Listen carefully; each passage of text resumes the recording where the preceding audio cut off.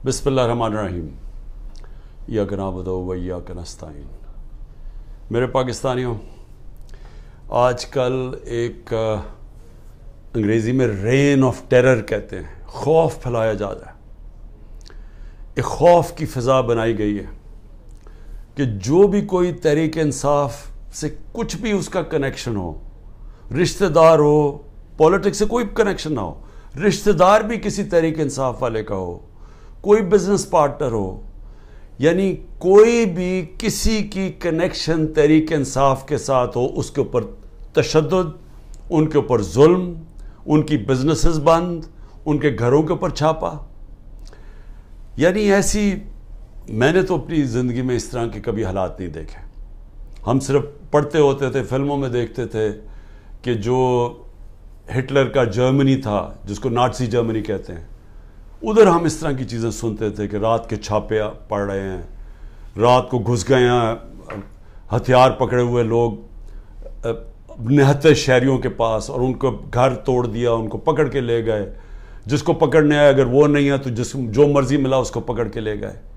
ये हम तब सुनते थे कि एकदम गायब हो जाते थे लोग, पता ही नहीं चलता था किधर गए हैं।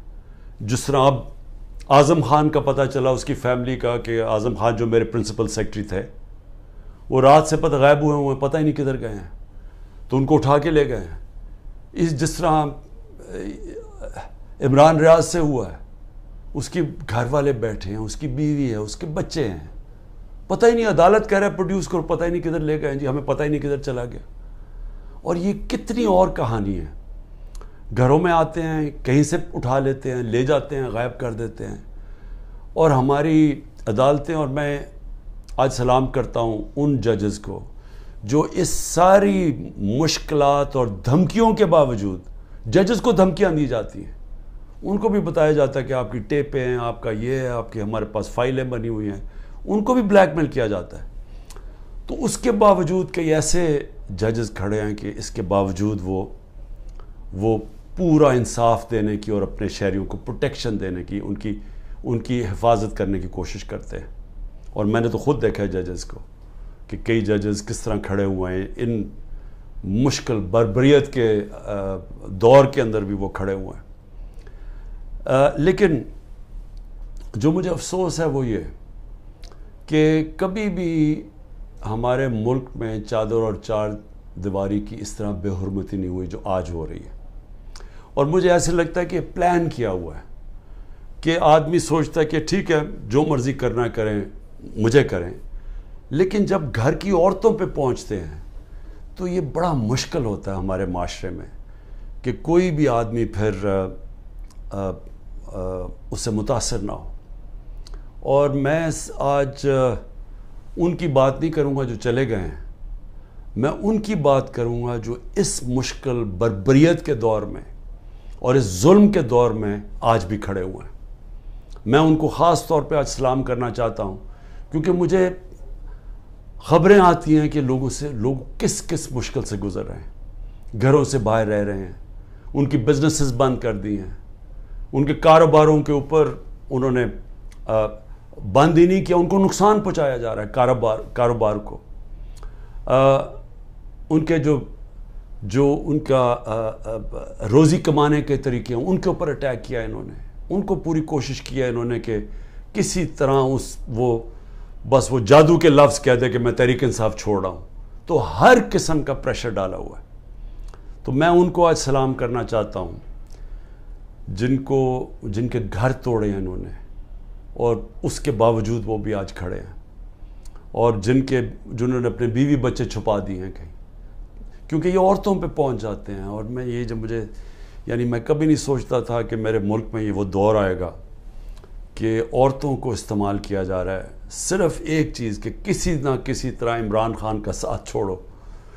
यानी ऐसी कभी मैंने नहीं सोचा था कि किसी मुल्क में भी ऐसे होगा कि सिर्फ उसको, एक आदमी को शिकस्त देने के लिए, या एक आदमी को क्योंकि हमने कांटा लगा दिया एक आदमी पे, वो ना वापस आ जाए, उसके लिए हर किस्म का हरबा, जिसमें औरतों को इस्तेमाल किया जा रहा है, बच्चों को इस्तेमाल किया जा रहा है।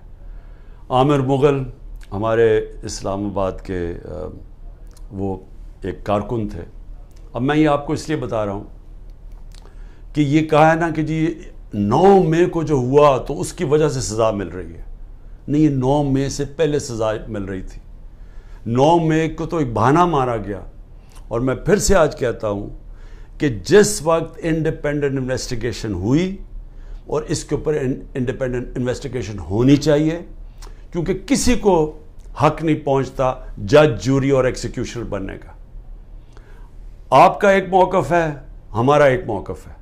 ہمارا موقف ہے کہ یہ پورا سیٹ اپ تھا، یہ پوری تیاری تھی، پہلے سے سب کچھ پری پلان ہوا تھا، جان کے مجھے اس طرح پکڑا گیا کہ ایک ری ایکشن آئے، اس ری ایکشن کے اوپر پہلے سے پلان بنا ہوا تھا۔ اگر پلان نہ بنا ہوتا تو ایک دم 10,000 لوگوں کو کون پکڑ سکتا ہے 2 دنوں کے اندر، جبکہ پہلے سے لسٹیں نہیں بنی ہوئی تھی، پہلے سے تیاری نہیں تھی، پہلے سے پولیس کو حکم نہیں دیا ہوا تھا کہ تم نے ادھر ادھر جانا ہے، یہ تو پہلے پلان ہوا تھا سب کچھ۔ اور ہم کہہ کے تھک گئے ہیں کہ کیوں نہیں اس کے اوپر انویسٹیگیشن ہوتی۔ سب سے پہلے تو پولیس چیف کو پکڑیں، کیا تھا، یا آئی جی جو پنجاب تھا یہ دندناتا پھر رہا ہے، اس کو کیوں نہیں پوچھتے کہ کیا ہوا تھا، جب اتنی دیر 2 گھنٹوں کے اندر ایک قافلہ آ رہا تھا وہاں سے لبرٹی چوک سے، اس کو بھی نہیں پوچھا۔ اور وہ جو CCTV کیمرہ جو 100% لگے ہوئے ہوں گے وہاں کور کمانڈر کے گھر میں، وہ کدھر گئے ہیں؟ ان کے اوپر کیوں نہیں کوئی ایویڈنس آئی؟ کیوں نہیں وہ جو عسکری بلڈنگ جلائی گئی ہے، وہ آئی وٹنس ہے، اس نے کہا جو لوگ تھے وہ تحریک انصاف کے تھے ہی نہیں جو جلا رہے تھے، اس کے اوپر کیوں نہیں کوئی انکوائری ہوئی؟ ہمارے اپنے لوگ بار بار کہہ رہے ہیں کہ ایسے لوگ ہم نے دیکھے جو ہم پوچھتے تھے کہ کس پارٹی، ہماری پارٹی کے نہیں تھے، وہ لگے ہوئے تھے آگے لوگوں کو کرنے کے لیے۔ جہاز چوک میاں والی کے اندر وہ کوئی ماچس سے تو نہیں چل سکتا تھا، وہ جو سیبر وہاں لگا ہوا تھا، میاں والے کے لوگوں کو تو بڑا فخر تھا۔ کون وہ ہمارے آئی وٹنسز ہیں جو کہہ رہے ہیں کہ یہ 3-4 وہاں لوگ آئے تھے اور وہ بھڑکا رہے تھے، اور انہوں نے لیڈ کر رہے تھے لوگوں کو، اور وہ پوچھ رہے تھے تم کون ہو؟ تو بہرحال ایک تو انویسٹیگیشن انڈیپینڈنٹ ہونی چاہیے، لیکن میں عامر مغل کی بات کر رہا ہوں۔ یہ تو ہوا 9 مئی کو، 8 مارچ کو اس کے گھر جاتے ہیں، عامر مغل گھر نہیں ہوتا، اس کے 5 بچے ہوتے ہیں، ایک بڑا ہوتا ہے، باقی سارے 16 سال سے چھوٹے 10 سال تک، 5 کو اٹھا کے لے کے جاتے ہیں، 5 بچوں کو اٹھا کے لے کے جاتے ہیں، اس کی بیوی سے بدتمیزی کرتے ہیں، اور پھر عدالت میں وہ جاتا ہے، اور عدالت میں وہ بچے پھر چھڑواتا ہے 2 دن کے بعد۔ تو یہ تو بھی 9 مئی نہیں ہوا تھا، تو یہ کیوں ان کو اٹھا لیا؟ اور جو میرے پر 140 FIR کٹ چکی تھی 9 مئی سے پہلے، تو وہ کس وجہ سے کٹی تھی؟ تو یہ جو بنایا جا رہا ہے نا کہ جی 9 مئی کے بعد ہی ہوا ہے، 9 مئی سے پہلے سے پلان تھا، یہ پلان بہت پہلے کا بن چکا تھا کہ عمران خان کے اوپر کاٹا ڈال رہے ہیں، تحریک انصاف نے اب واپس نہیں آنا، اگر واپس آئے گی تو مائنس عمران خان آئے گی، یہ پلان پہلے کا بنا ہوا تھا۔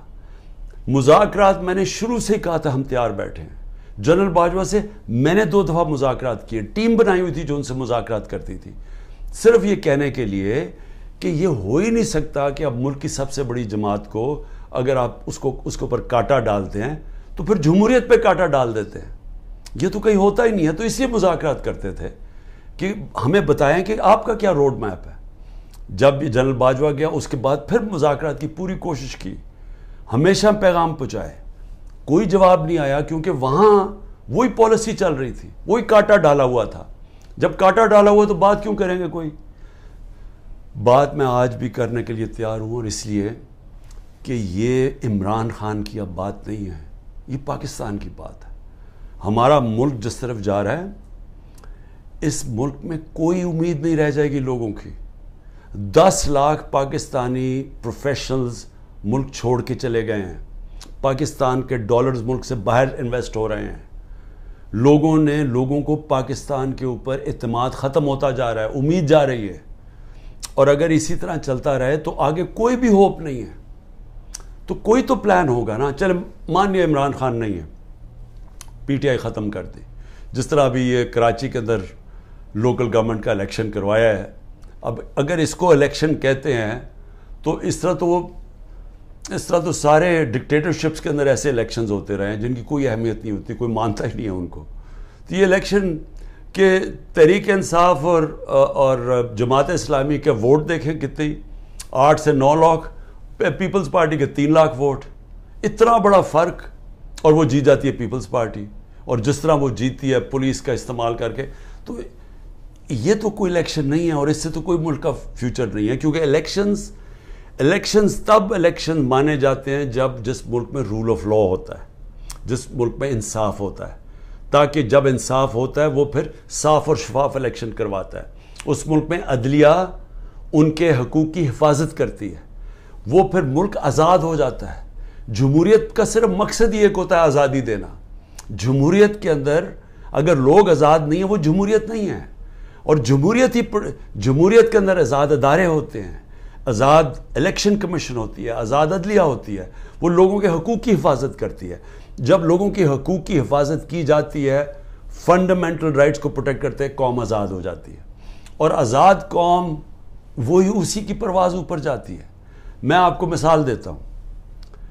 ایسٹ جرمنی، ویسٹ جرمنی، دوسری جنگ عظیم کے بعد ایسٹ جرمنی کے اندر ڈکٹیٹرشپ آ گئی، ویسٹ جرمنی میں جمہوریت آ گئی. جب 50 سال کے بعد ایسٹ جرمنی آزاد ہوتا ہے اور اکٹھے ہوتے ہیں تو ایسٹ جرمنی پیچھے رہ جاتا ہے، ویسٹ جرمنی اوپر چلا جاتا ہے، ایسٹ جرمنی نیچے آ جاتا ہے. اسپین کی میں مثال دیتا ہوں. وہاں ڈکٹیٹرشپ آ گئی سیکنڈ ورلڈ وار کے بعد، فرینکو آ گیا، 30 سال ڈکٹیٹرشپ رہی، وہ پیچھے چلا گیا. اسپین سارا ویسٹرن یورپ جو ڈیموکریسی تھی آگے چلا گیا. Soviet Union, second world war کے بعد 2 بڑی طاقتیں تھیں، امریکہ اور سوویت یونین. اصل میں سوویت یونین نے نازی جرمنی کو شکست دی تھی، ان کے پاس طاقت تھی. اور وہی سوویت یونین کے اندر وہ ہوا جو آج پاکستان میں ہو رہا ہے. اور ادھر سے وہاں وہ آزاد ہو گئے، وہ آزاد تھے. مغربی سوسائٹیز، ویسٹرن یورپ، امریکہ، وہ آگے نکل گئے. سوویت یونین ٹوٹ گیا. کبھی کوئی معاشرے میں جدھر آپ آزادی اس کی ختم کر دیتے ہیں، اس کی آپ پرواز ختم کر دیتے ہیں. نارتھ کوریا، ساؤتھ کوریا ایک ہی لوگ ہیں. ساؤتھ کوریا دیکھیں کدھر پہنچ گیا، کیونکہ آزاد ہے، جمہوریت ہے.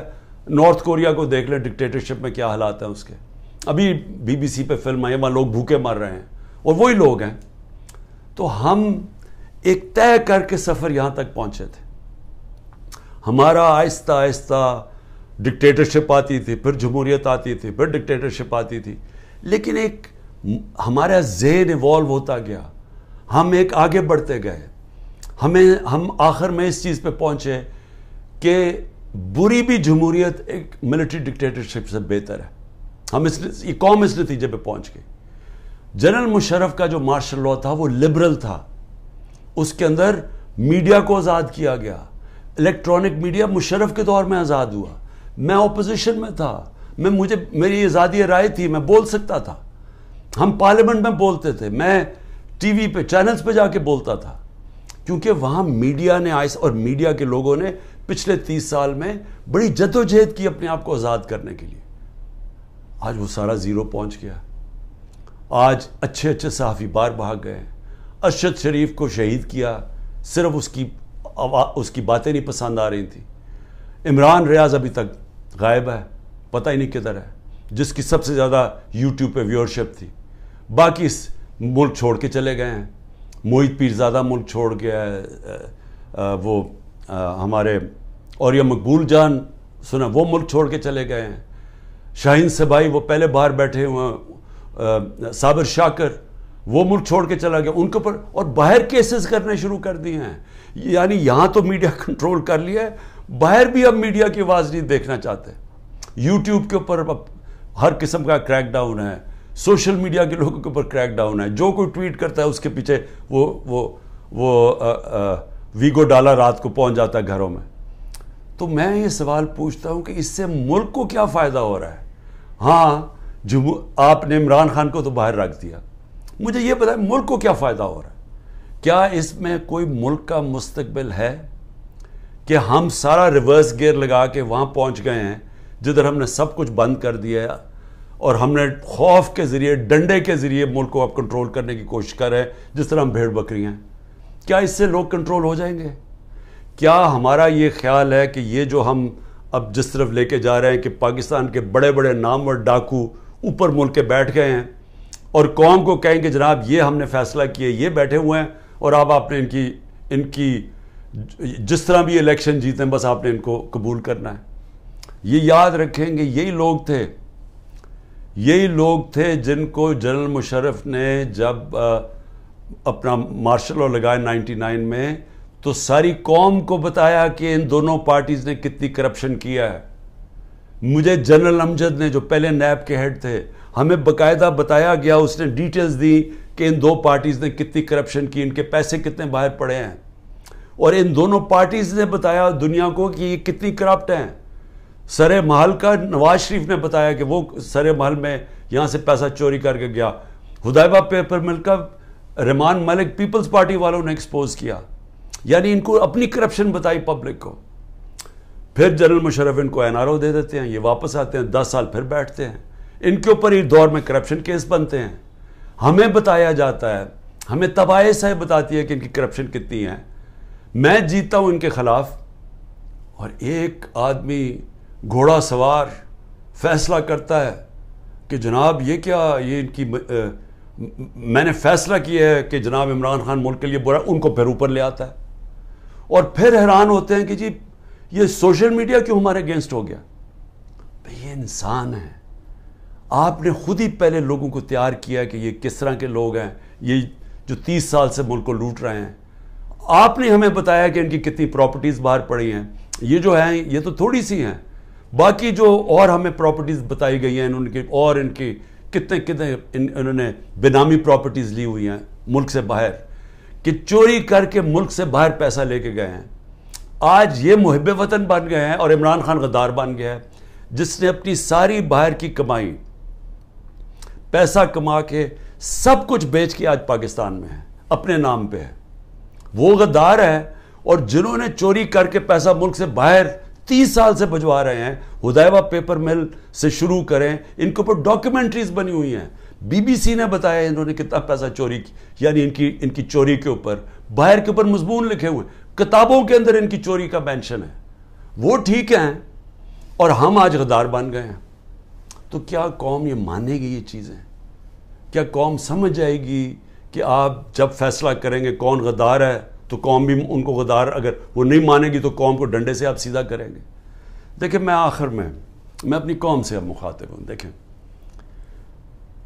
جس طرف ہم نکل رہے ہیں، مجھے اپنی قوم کے اوپر مجھے یہ خوف ہوا ہے کہ ہم اگر قوم بحیثیت قوم کھڑے نہ ہوئے، ظالم حکمران کے خلاف کلمہ حق پڑھنا، یہ اللہ کو وہ چیز پسند ہے جو سب سے بڑی کوالٹی. کیوں پسند ہے اللہ کو؟ کیونکہ جب آپ ظلم کے سامنے سر جھکاتے ہیں آپ غلام بن جاتے ہیں. جب آپ ظالم کے سامنے کھڑے ہوتے ہیں، ظلم کے سامنے اپنی آواز بلند کرتے ہیں، اس کو جہاد کہتے ہیں. اور جہاد کیوں اللہ نے جہاد کو اتنا بڑا رتبہ دیا اسلام میں؟ کیونکہ آزادی کے لیے آپ کرتے ہیں. کیونکہ اللہ کو پتہ ہے کہ آزاد انسانی کا پرواز اوپر ہے. میں نے آپ کو مثال دے دی کہ وہی لوگ ایسٹ جرمنی ویسٹ جرمنی آزاد لوگ اوپر چلے گئے، دوسرے نیچے چلے گئے. وہی کوریا کے اندر north Korea south Korea, north Korea dictatorship وہ نیچے چلے گی، وہ خوشحال ہو گئے. تو ہمیں تو پتہ ہے دنیا میں کیوں لوگ جمہوریت کی اتنی بات کرتے ہیں، کیونکہ وہ آزاد کرتی ہے لوگوں کو. تو یہ جمہوریت نہیں ہے جو کراچی کا الیکشن ہوا ہے لوکل گورنمنٹ کا، یہ جمہوریت نہیں ہے. یہ ہر ڈکٹیٹر ایسے الیکشن کرواتا ہے. ہمیں ملک کے لیے سب کو فیصلہ کرنا پڑے گا کہ کیا ہم نے یہ ظلم کا نظام قبول کر کے اور اس سے ڈر کے ہم نے گھروں میں بیٹھ جانا ہے اور یہ ظلم ہونے دینا ہے. تو یہ سمجھ جائیں کہ اس ملک کا کوئی مستقبل نہیں ہے.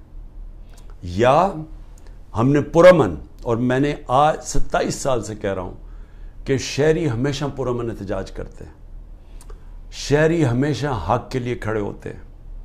زندہ قومیں اپنے حقوق کے لیے کھڑی ہوتی ہیں، زندہ قومیں انصاف کے لیے کھڑی ہوتی ہیں، کیونکہ انصاف کے ساتھ یہ آزادی آتی ہے. میں اس لوگوں کے اندر تھا جب برطانیہ کے اندر 20 لاکھ لوگوں نے سڑکوں کے اوپر پرامن احتجاج کیا. میں اس احتجاج میں شامل تھا 2003 میں. جب انہوں نے کہا کہ عراق کی جو جنگ ہے جو برطانیہ شرکت کر رہا ہے یہ ناانصافی ہے عراق کے لوگوں سے.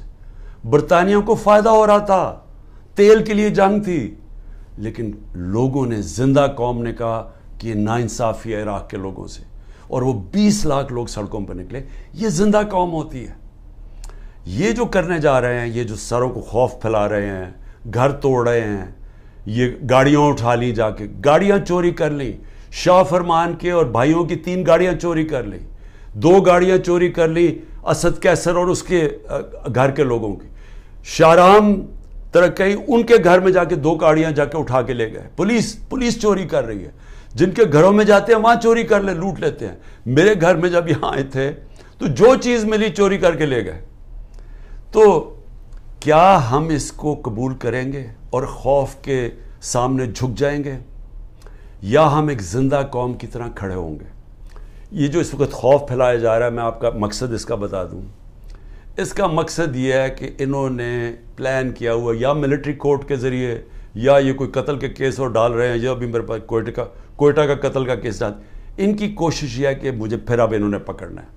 اس کے لیے گراؤنڈ تیار کر رہے ہیں کہ خوف اتنا پھیل جائے کہ جب آپ عمران خان کو پکڑیں تو قوم چپ کر کے بیٹھ جائے. یہ سارا پلان ہے.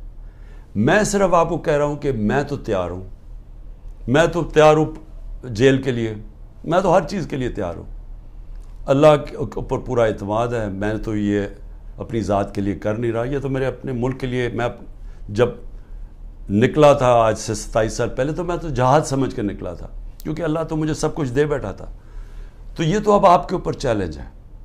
کیا آپ نے چپ کر کے ظلم ہونے دینا اپنے اوپر اور اپنا مستقبل ختم کرنا ہے, یا آپ نے پرامن احتجاج کرنا ہے اور سب نے مل کے کرنا ہے کہ یہ ظلم ہمیں قبول نہیں, ہم آزادی چاہتے ہیں, ہم حقیقی جمہوریت چاہتے ہیں. حقیقی جمہوریت کا مطلب حقیقی آزادی چاہتے ہیں.